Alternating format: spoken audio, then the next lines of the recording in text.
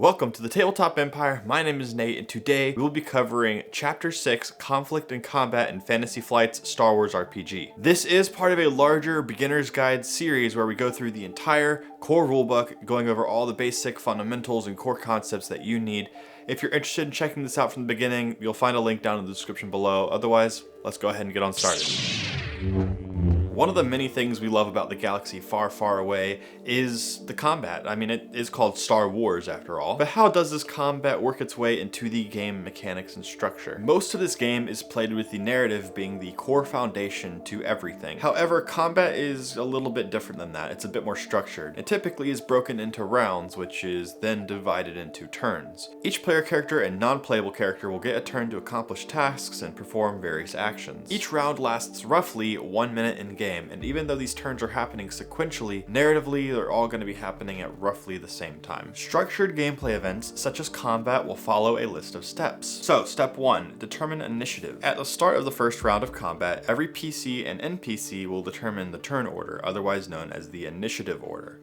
To do this, each player will make a cool or vigilance check with a simple difficulty, so 0 purple dice. Cool is used when the player has had adequate time to prepare and is ready for the encounter, and then vigilance is if they're not. The GM will then write down the results of each check from highest to lowest amount of successes, and then advantage is used as tiebreakers if 2 or more rolls are tied in the number of successes, and if an NPC and PC are perfectly tied, then the player wins. Step 2 is assign initiative slots. The GM will write down which result was from a player and which were from NPCs. And then step 3, participants take their turns. Starting at the top, the players and the GM fill each initiative slot.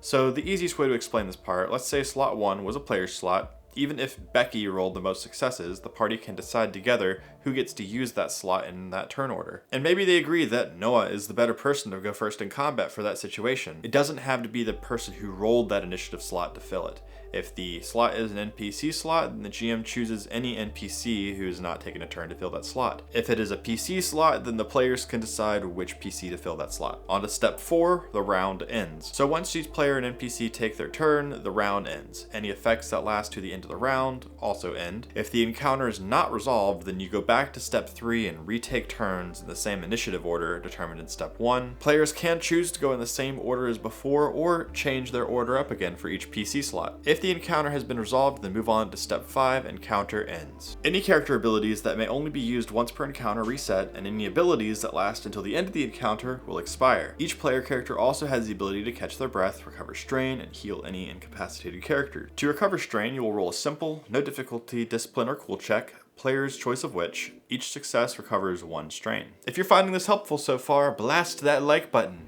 Do it. Each character's turn consists of 3 parts: incidentals, maneuvers, and actions. Incidentals are minor activities that take the player very little time or effort to do. These could be speaking to another player, dropping an item, peeking a corner, and so on. There's no hard limit to how many incidentals a player can take, but the GM can veto excessive numbers of them or determine if it warrants a maneuver instead. Maneuvers are activities that do not require a skill check, but do involve time and or effort. The character can normally take 1 maneuver per turn.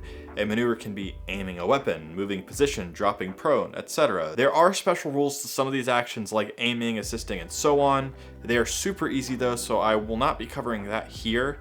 I also want to make sure that I'm not just giving away the entire core rulebook here, because that would be kind of a crappy thing to do.